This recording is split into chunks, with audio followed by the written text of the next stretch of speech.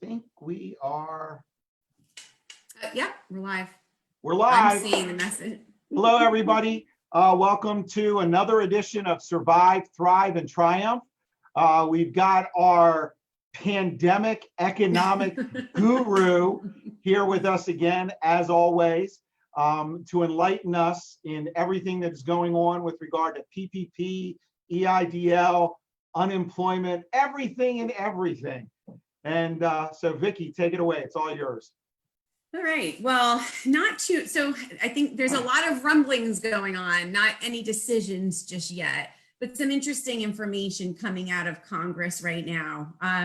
So we know that the House and Nancy Pelosi is looking at changing some of this PPP stuff. And it was reported yesterday that the House was on board with changing the time period to 24 weeks, as well as, and for PPP, as well as looking at eliminating the 75%. Oh, you're going to owe me $1. You're going to owe me $1. Listened in on Tuesday, yeah. So that hasn't happened yet, though. But what I'm hearing today is that with that 24 weeks, there's bipartisan support for extending it to 10 to 12 weeks and not 24. So it would go from 8 to 10 or 12. What good is that going to do at this point? I don't know. The only thing it would be good is if they got rid of the 75%, right, and then you just send it up.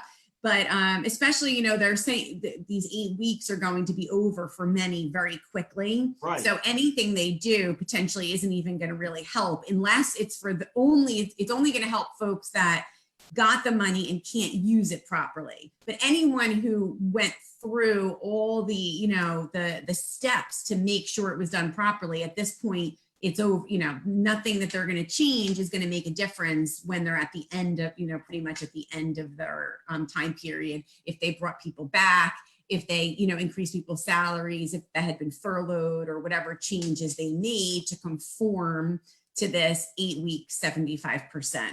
So we're still waiting. I mean, I know last week, I think I said we hope we'd get something by Friday of last week. Right. Then it was going to be Monday. That was all under the assumption of what was being said, that the Treasury or the SBA needed to give guidance. But this is really at the next level. There's more to this because they came back and said, no, that's not our call. Something needs to be passed by Congress. It needs to be law.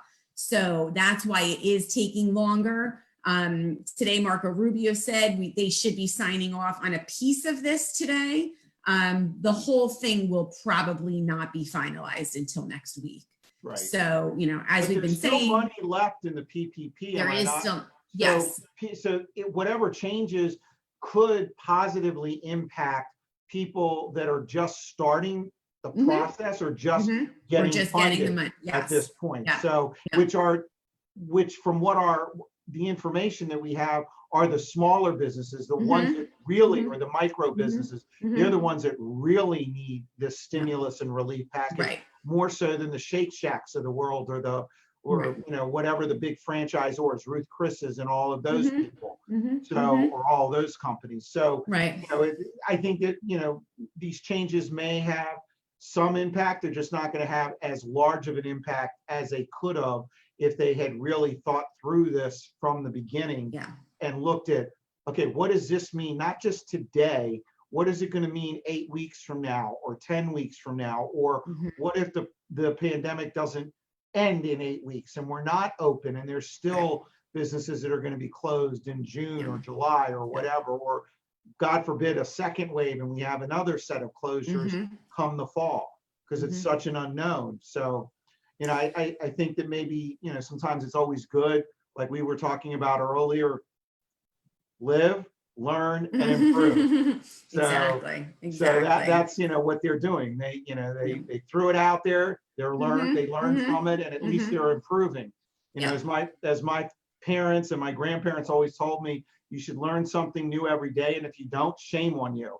And there was no reason that my father put another little twist on it. There's no reason to be alive if you don't learn anything. But the problem is you can learn, but are you going to change? And that's what this whole thing. So the good thing is that they are sort of understanding the issue, maybe different people at different levels, but they're looking at how they can make the change. It's just that, it's government and it's the Republicans and the Democrats and other stuff comes into play. And that's where it's unfortunate because small businesses are looking for the answer. So, but the crazy thing is we've got people that are career politicians trying to help that probably never owned businesses at the level that the true small businesses that impact the local or have the greatest impact on local economies. They've never experienced what it's like to worry about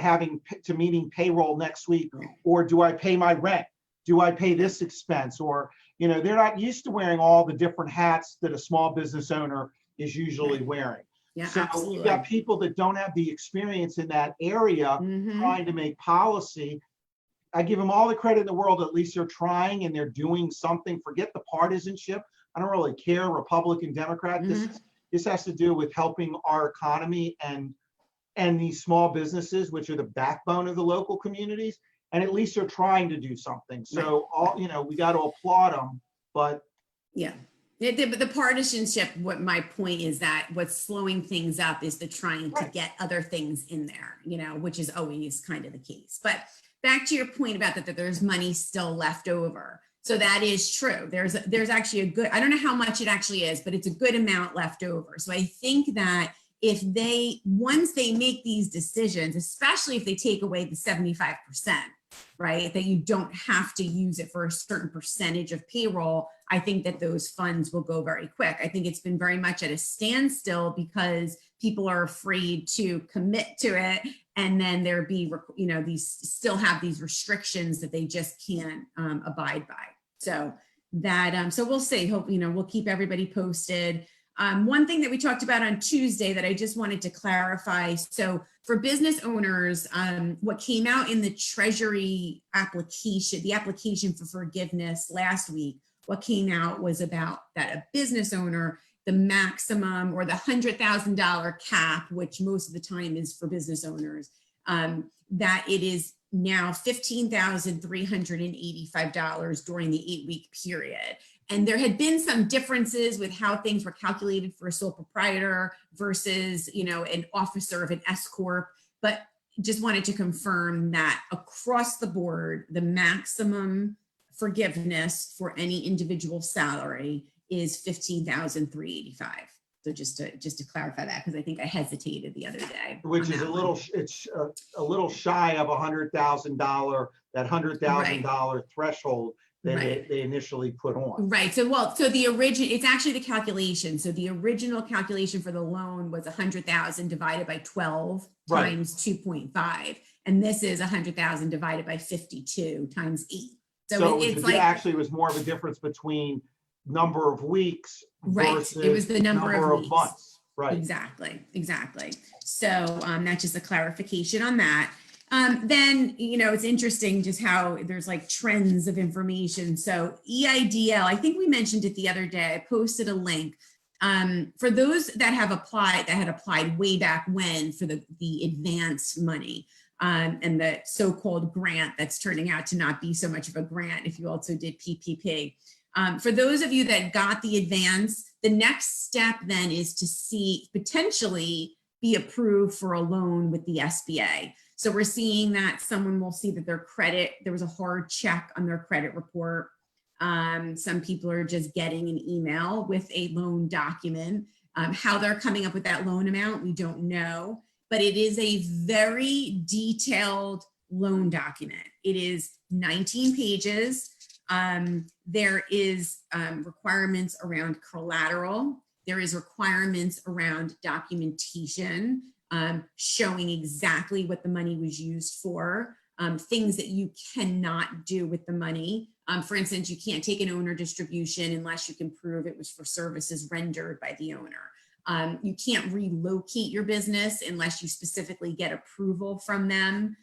So although it seems you can't even sell assets right, unless you get approval from them, because it's a blanket from what we saw with one of our clients, that we were reviewing the documents just the other day, it's a blanket security agreement on all assets. So that includes, for most businesses that we work with, it includes AR, it includes bank accounts. If there's any investment accounts that they have, it includes all physical assets.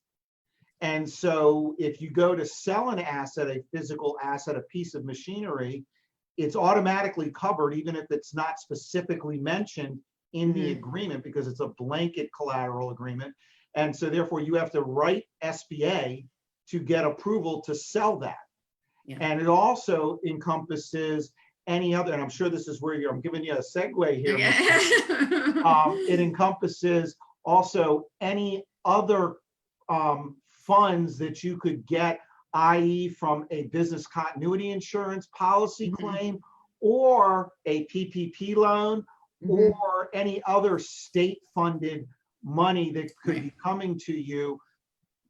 If you don't get permission to, if you don't, not so much permission, if you don't let the SBA know and have them rule whether they get that money or not, because they don't want you to double dip, you are at risk of being in breach of the agreement, both civilly and criminally, the way the agreement reads. But I'll let you talk more about how the two of them tie together, the EIDL and the PPP, now that we're seeing the EIDL documents. Right, but the thing is, we don't really know 100%.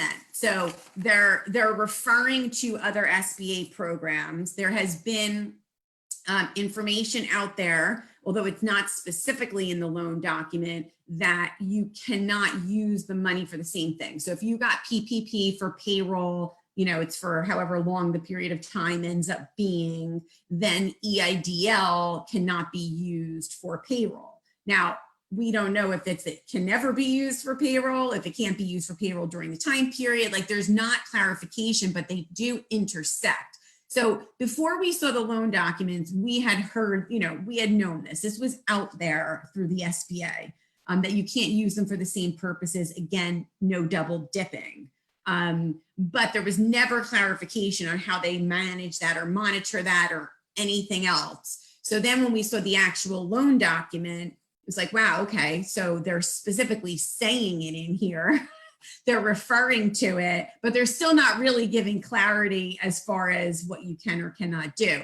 But they want detailed receipts, the whole 9 yards of what you are using this money for. So it actually, to me, although it's supposed to be working capital in general, to me, it's more, it is definitely a more restrictive, more rules. Like, so we think PPP is bad because you have to use it in a certain amount of time and prove 75%. But the rules of PPP to me are actually like more specific and defined, and you got to use it this way, where this is like, they're making it like it's broad, but the support and for instance, and I'm babbling a little bit here, but you have to show the SBA a financial statement every year. Like, there's all these compliance and it has requirements. To be an independent public accountant, which is an additional expense that you have to incur. Which in the loan document, they specifically say an additional expense to the borrower. So there's all these requirements that really have to be looked at from a cost and time perspective, whether or not, and then really know, what do you need this money for? Like, what are you going to use this for? And what is the ROI going to be for you to get this money, to determine if it's really worth it. So I don't think, so my point is, read this article, because it's great and it puts it in kind of common sense terms that I think everyone can understand. So if you're trying to make a decision, or you think you're going to get this document, read this article. It's really good. And then just be looking at this as, this is not like a slam dunk, oh great, here's extra money. Yeah, it's a 30-year loan. It'll take forever to, whatever. The monthly payments aren't going to be so bad, but do all the other restrictions and requirements, is it really worth it? And that's what I would really question. And there's even an arm that you have to, if I'm not mistaken, for 5 years, you have to show, or you have to keep track of your finances in an accurate best practices methodology, and it could even extend out 3 years after the loan is paid in full. So for the next 33 years, if you go the whole length of the loan, you are basically at the whim or under the thumb of the SBA. And also it could restrict your capability to get other loans or other lines of credit, because now they're in a first position and they may not back down into a second position if you need more or larger funds. Right. So I think like the main point, without even getting into all the legal technical stuff, is this is a very different program than PPP, and these loan documents are very different. So where signing off on PPP and asking for that money, there were some intricacies with the criminal, intent and all the other stuff, but this is a much different, this is more restrictive than, going to a bank for a loan, essentially. So you got to be very careful with, making sure you understand and have your advisors involved in looking at these loan documents.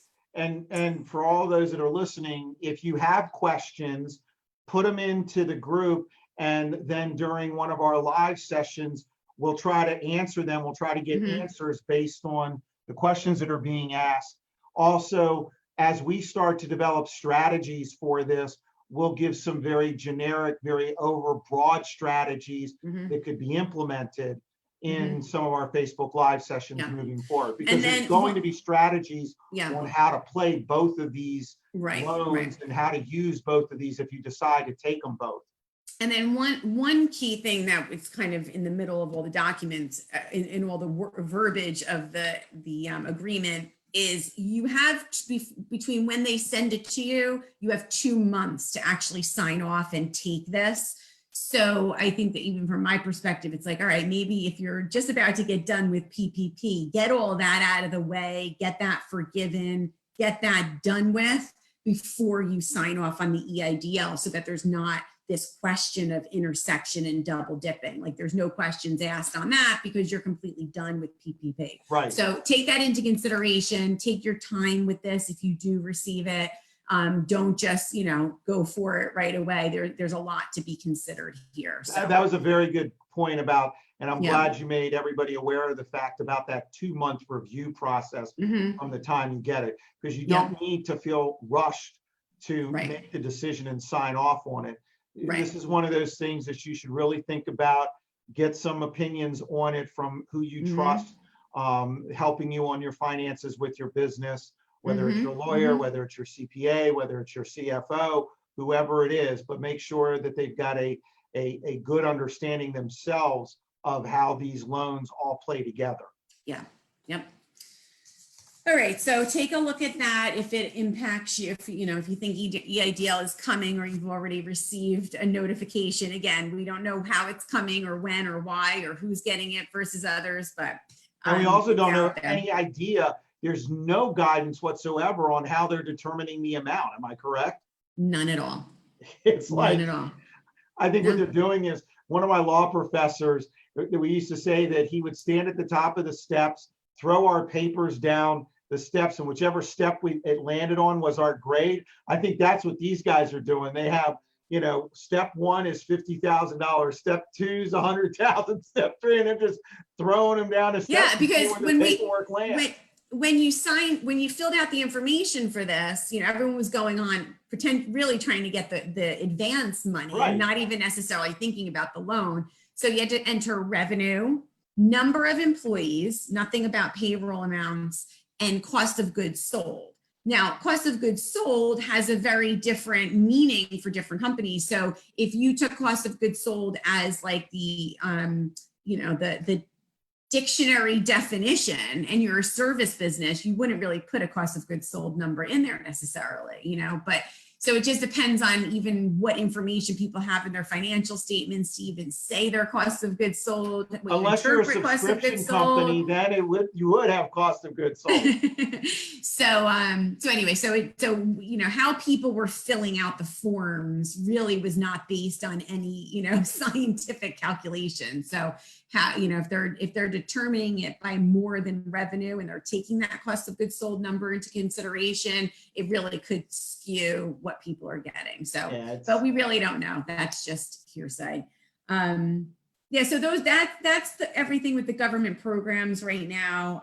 We've been posting a lot just about how this is going to change, this whole crisis and pandemic is going to change how businesses run.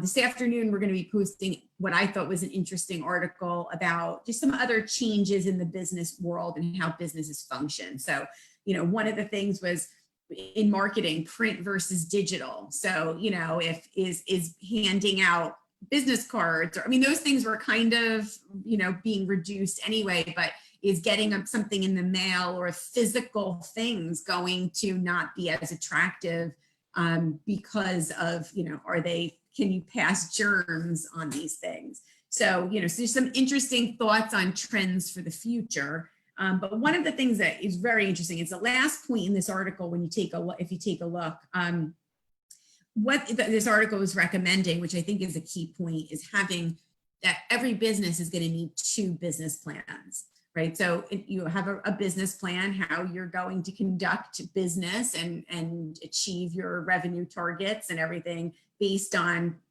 typical functioning, right? How we can function, go out into the world, make sales, get customers. But at any point now, we know that there can be a time where we have to be stay at home. There's stay at home orders, shutdowns. So how do you function then? And everyone's scrambling right now, or has been scrambling to come up with the way to do business in this moment in time. But what this article was saying, and I completely agree, is that going forward now forever, we really need to have 2 business plans. How we function in the normal course of business and how we function if there's shutdowns or there's any, kind of blips in how we can be out in the world and attracting customers and working with our clients. So I think that's a very good perspective and something to really think about. Absolutely. Yeah.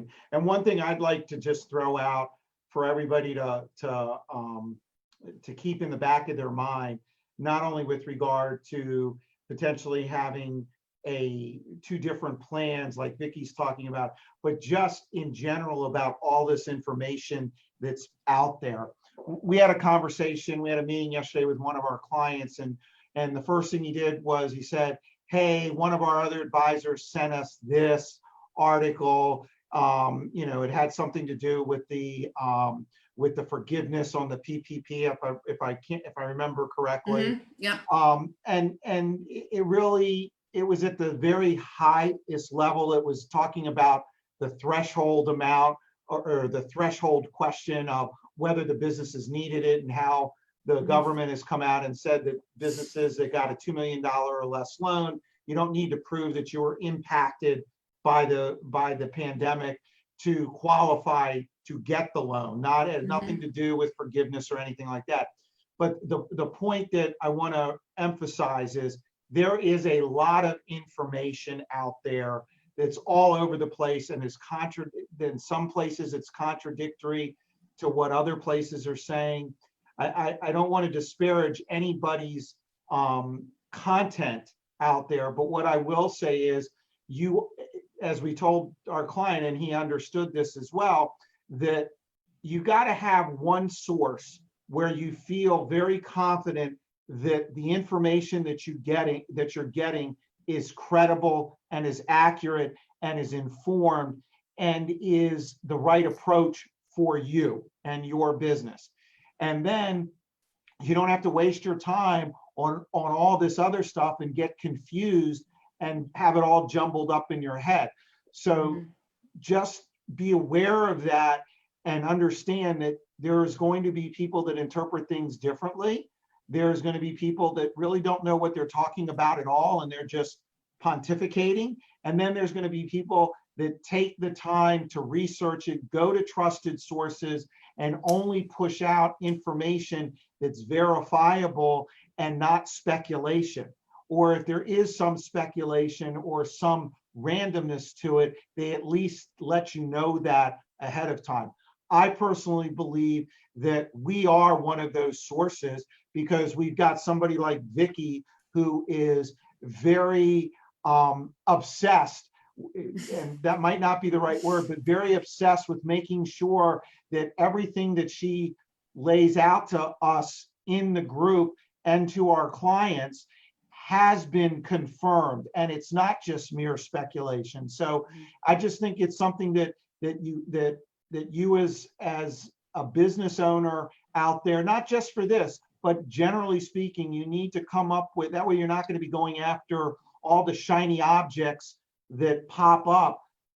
Get an idea, get a system in place, get the information from a trusted source that you feel comfortable with, that you can rely on and is giving you real information and trusted information and verifiable information, and use that as your source. We hope you find that that's what we're doing, and we'd love to hear if you are. Please put it up in the Facebook, in the, I don't know what you call it, a post, a link, a chat, or whatever it is. I'm not a Facebook guy. This is my first experience with Facebook, everybody. And I'm lucky that we've got people internally that understand it, because I sure as heck don't. But I just wanted to let people know that the pains that Vicky is taking to make sure that the information that we're espousing here is confirmed and is accurate and verifiable and is coming from trusted sources and not just, anywhere out there on the internet. So from that perspective, I again want to thank you, Vicky, for taking all the time, not only for our clients internally, because I know they thank you for all this information that you push out, but even for our members in our Facebook group. I hope that they also appreciate all the hard work that you're doing with this. So thank you. So anything else on your end, young lady? No, that's what we have for today. All right. Keep everybody posted. Everybody have a great rest of the week and an awesome weekend. Keep safe and stay well, and we'll see you next Tuesday. Thank you. Bye-bye, everybody. Thanks. Bye.